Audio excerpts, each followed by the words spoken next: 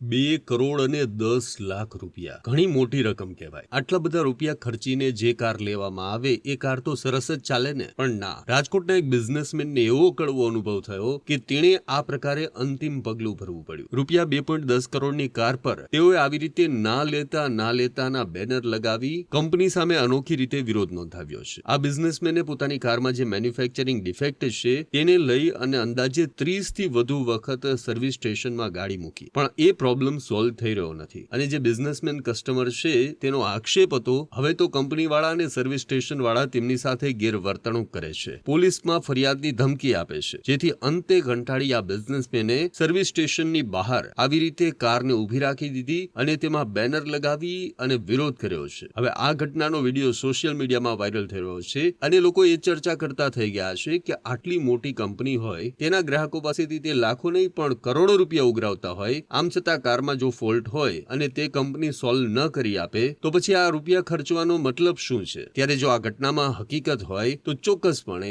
મોંઘી દાટ કાર લેનારા લોકોએ એક વખત જરૂરથી વિચારવું જોઈએ.